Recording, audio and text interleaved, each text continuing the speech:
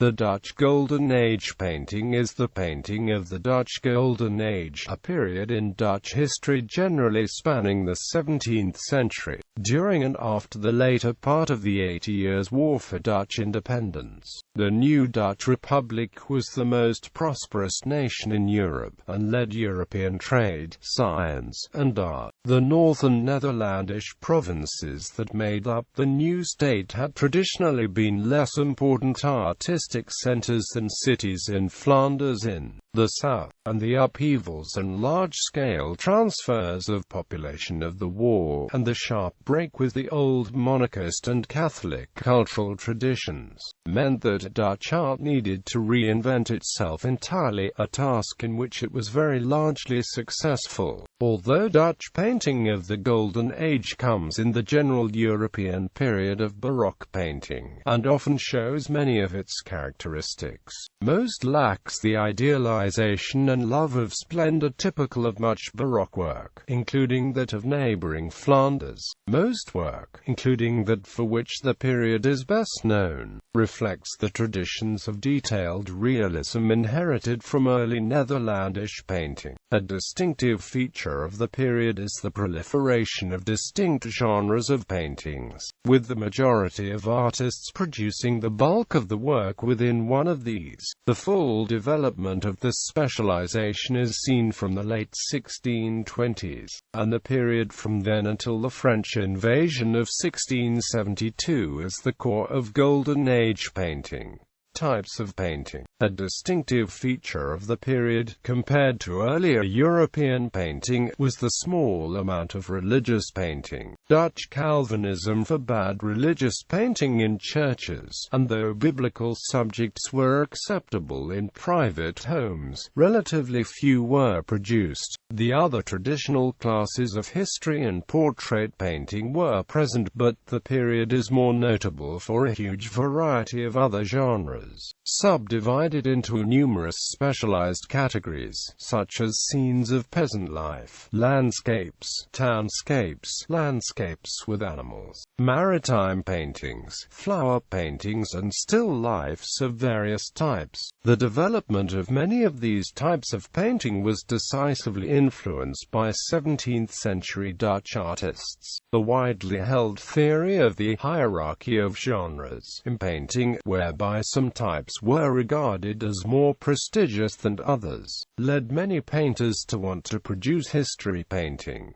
However, this was the hardest to sell, as even Rembrandt found. Many were forced to produce portraits or genre scenes, which sold much more easily. In descending order of status, the categories in the hierarchy were history painting, including allegories and popular religious subjects; portrait painting, including the trony; genre painting are scenes of everyday life; landscape, including seascapes, battle scenes, cityscapes, and ruins; still life. The Dutch concentrated heavily on the lower categories, but by no means rejected the concept of the hierarchy. Most paintings were relatively small. The only common type of really large paintings were group portraits. Painting directly onto walls hardly existed. When a wall space in a public building needed decorating, fitted framed canvas was normally used. For the extra precision possible on a hard surface, many painters continued to use wooden panels. Sometime after the rest of Western Europe had abandoned them, some used copper plates, usually recycling plates from printmaking. In turn, the number of surviving Golden Age paintings was reduced by them being overpainted with new works by artists throughout the 18th and 19th century. Poor ones were usually cheaper than a new canvas, stretcher, and frame. There was very little Dutch sculpture during the period. It is mostly found in tomb monuments and attached to public buildings, and small sculptures for houses are a noticeable gap. The place taken by silverware and ceramics. Painted Delftware tiles were very cheap and common, if really of really high quality, but silver, especially in the auricular style, led Europe. With this exception, the best artistic efforts were concentrated on painting and printmaking. the art world. Foreigners remarked on the enormous quantities of art produced, and the large fairs where many paintings were sold. It has been roughly estimated that over 1.3 million Dutch pictures were painted in the 20 years after 1640 alone. The volume of production meant that prices were fairly low, except for the best-known artists. As in most subsequent periods, there was a steep price gradient for more fashionable artists. Those without a strong contemporary reputation have fallen out of fashion, including many now considered among the greatest of the period, such as Vermeer. Frans Hals and Rembrandt in his last years had considerable problems earning a living, and died poor. Many artists had other jobs, or abandoned art entirely. In particular, the French invasion of 1672 brought a severe depression to the art market, which never quite returned to earlier heights. The distribution of pictures was very wide, yea, many times blacksmiths, cobblers etc. will have some picture or other by the forge and in the stall. Such is the general notion, inclination and delight that these country native have to painting, reported an English traveller in 1640.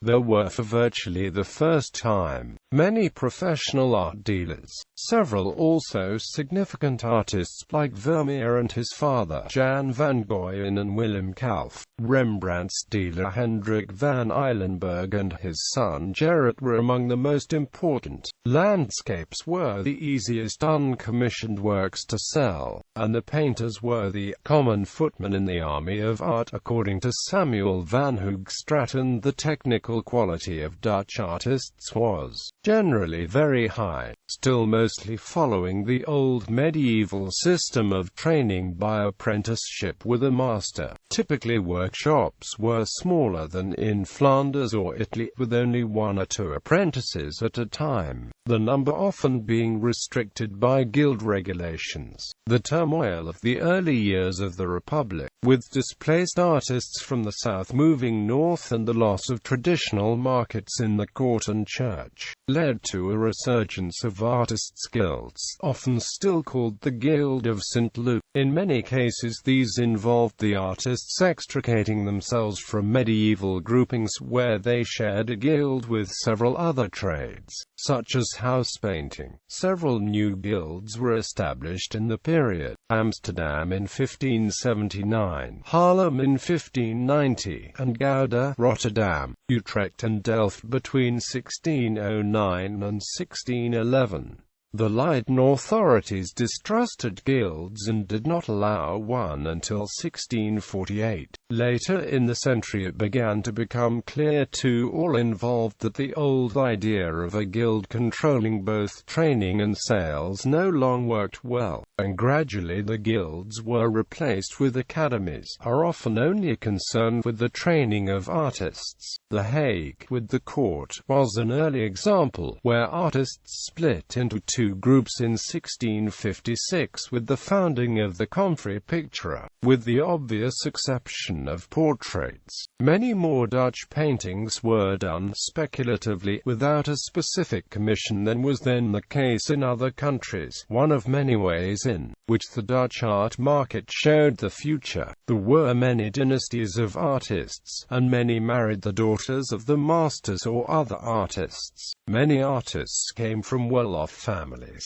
who paid fees for their apprenticeships, and they often married into property. Rembrandt and Jan Steen were both enrolled at the University of Leiden for a while. Several cities had distinct styles and specialities by subject, but Amsterdam was the largest artistic center because of its great wealth. Cities such as Haarlem and Utrecht were more important in the first half of the century, with Leiden and other cities emerging after 1648, and above all Amsterdam, which increasingly drew to it artists from the rest of the Netherlands, as well as Flanders and Germany. Dutch artists were strikingly less concerned about artistic theory than those of many nations, and less given to discussing their art. It appears that there was also also much less interest in artistic theory in general intellectual circles and among the wider public than was by then common in Italy, as nearly all commissions and sales were private, and between bourgeois individuals whose accounts have not been preserved. These are also less well documented than elsewhere, but Dutch art was a source of national pride, and the major biographers are crucial sources of information. These are Karel van Mander, who essentially covers the previous century, and Arnold Houbraken. Both followed, and indeed exceeded, Vasari in including a great number of short lives of artists, over 500 in Houbraken's case, and both are considered generally accurate on factual matters. The German artist Joachim von Sandrart had worked for periods in Holland, and his Deutsche Academy in the same format covers many Dutch artists he knew. Houbraken's master and Rembrandt's pupil was Samuel van Hoogstraten, whose Sichtbarwerelden inleiding tot de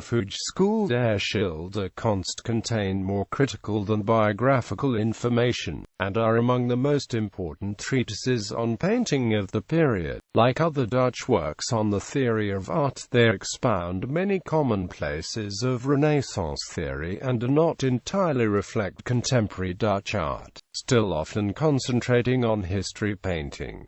History painting. This category comprises not only paintings that depicted historical events of the past, but also paintings that showed biblical, mythological, literary and allegorical scenes. Recent historical events essentially fell out of the category and were treated in a realist fashion. Is the appropriate combination of portraits with marine, townscape or landscape subjects. Large dramatic historical or biblical scenes were produced less frequently than in other countries, as there was no local market for church art, and few large aristocratic Baroque houses to fill. More than that, the Protestant population of major cities had been exposed to some remarkably hypocritical uses of Mannerist allegory and unsuccessful Habsburg propaganda during the Dutch Revolt, which had produced a strong reaction towards realism and a distrust of grandiose visual rhetoric. History painting was now a minority art, although to an extent this was redressed by a relatively keen interest in print versions of history subjects. More than in other types of painting, Dutch history painters continued to be influenced by Italian painting. Prints and copies of Italian masterpieces circulated and suggested certain compositional schemes.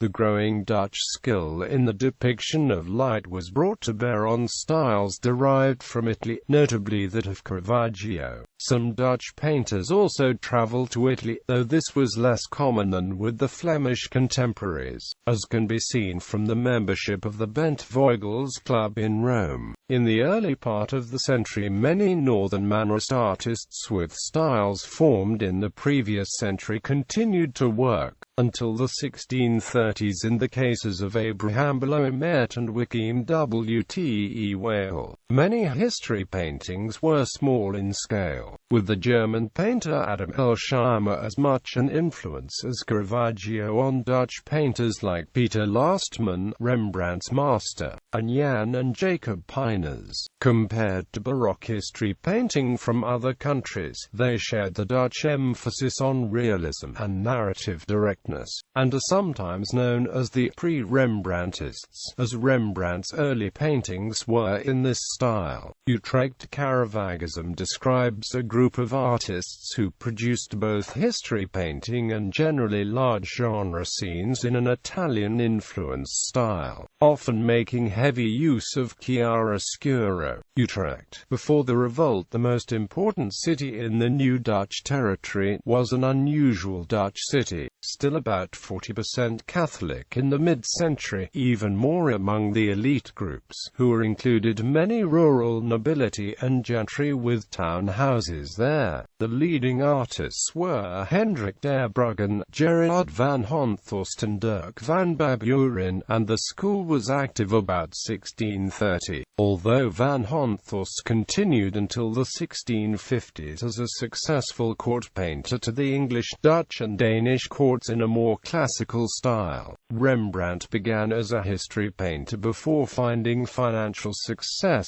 as a portraitist, and he never relinquished his ambitions in this area. A great number of his etchings are of narrative religious scenes, and the story of his last history commission, The Conspiracy of Claudius Civilis, illustrates both his commitment to the form and the difficulties he had in finding an audience. Several artists, many his pupils, attempted with some success to continue his very personal style. Govert Flinck was the most successful. Gerard de Leresse was another of these before falling under heavy influence from French classicism, and becoming its leading Dutch proponent as both artist and theoretician. Nudity was effectively the preserve of the history painter, although many portraitists dressed up their occasional nudes with a classical title, as Rembrandt did. For all their uninhibited suggestiveness, genre painters rarely revealed more than a generous cleavage, a stretch of thigh, usually when painting prostitutes or Italian peasants. Portraits. Portrait painting thrived in the Netherlands in the 17th century, as there was a large mercantile class who were far more ready to commission portraits than their equivalents in other countries. A summary of various estimates of total production arrives at between 750,000 and 1,100,000 portraits. Rembrandt enjoyed his greatest period of financial success as a young Amsterdam portraitist, but like other artists, grew rather bored with painting commissioned portraits of burghers. Artists travel along this road without delight, according to Van Mander, while Dutch portrait painting avoids the swagger and excessive rhetoric of the aristocratic Baroque portraiture current in the rest of 17th century Europe. The somber clothing of male and in many cases female sitters, and the Calvinist feeling that the inclusion of props, possessions of use of land in the background would show the sin of pride, leads to an undeniable sameness in many Dutch portraits. For all the technical quality,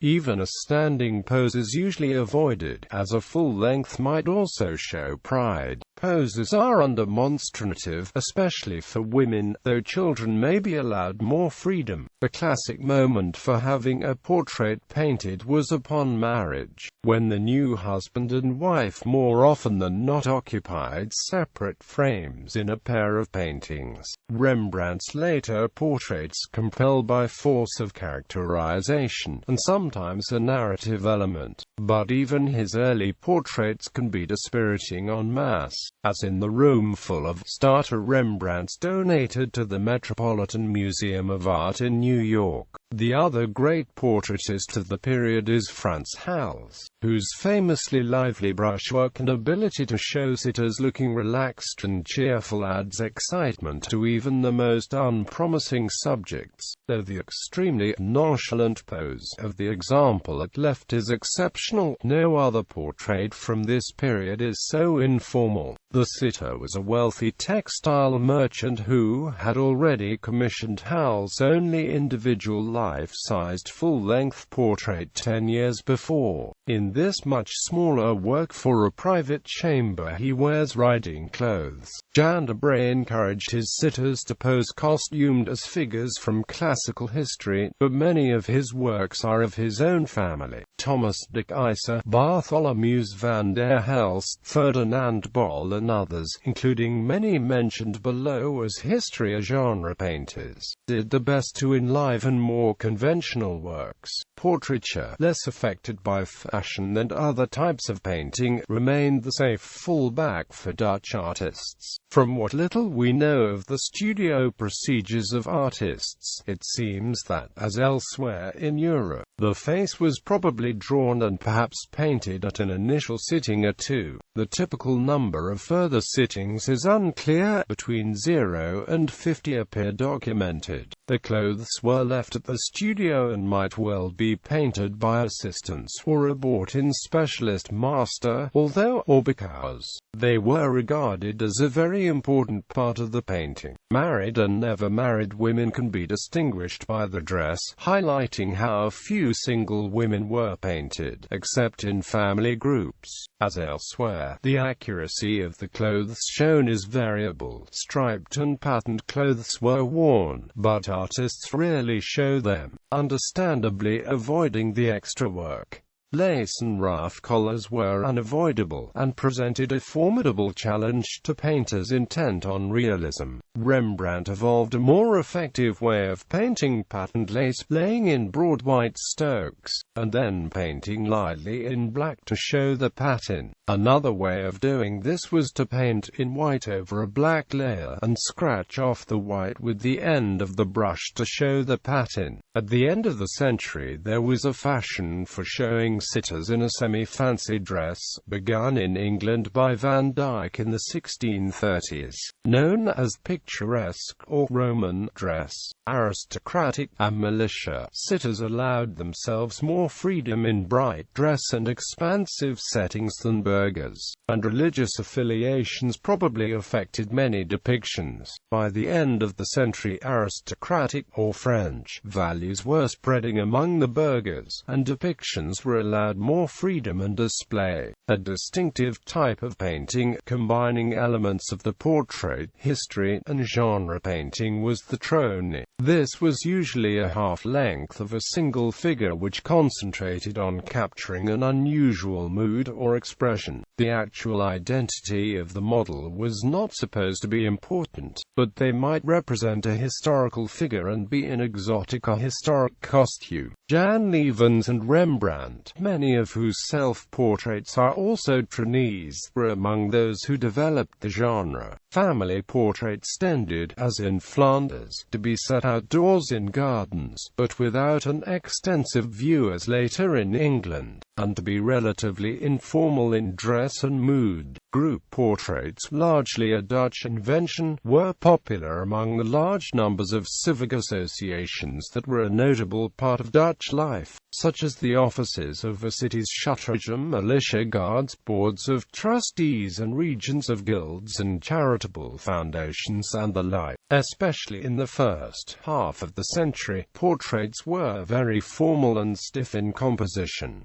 Groups were often seated around a table, each person looking at the viewer. Much attention was paid to fine details in clothing, and where applicable, to furniture and other signs of a person's position in society. Later in the century, groups became livelier and colors brighter. Rembrandt's Syndics of the Drapers Guild is a subtle treatment of a group round a table. Scientists often posed with instruments and objects of the study around them. Physicians sometimes posed together around a cadaver, a so-called anatomical lesson, the most famous one being Rembrandt's anatomy lesson of Dr. Nicolas Tulp. Boards of trustees in the Regent and Stuck portraits preferred an image of austerity and humility, posing in dark clothing, often seated around a table, with solemn expressions on their faces. Most militia group portraits were commissioned in Haarlem and Amsterdam, and were much more flamboyant and relaxed or even boisterous than other types of portraits, as well as much larger. Early examples showed them dining, but later groups showed most figures standing for a more dynamic composition. Rembrandt's famous The Militia Company of Captain Frans Banning COCQ, better known as The Night Watch, was an ambitious and not entirely successful attempt to show a group in action, setting out for a patrol or parade. Also innovative in avoiding the typical very wide format of such works. The cost of group portraits was usually shared by the subjects, often not equal. equally. The amount paid might determine each person's place in the picture, either head to toe in full regalia in the foreground or face only in the back of the group. Sometimes all group members paid an equal sum, which was likely to lead to quarrels when some members gained a more prominent place in the picture than others. In Amsterdam, most of these paintings would ultimately end up in the possession of the city council, and many are now on display in the Amsterdam's Historisch Museum. There are no significant examples outside the Netherlands.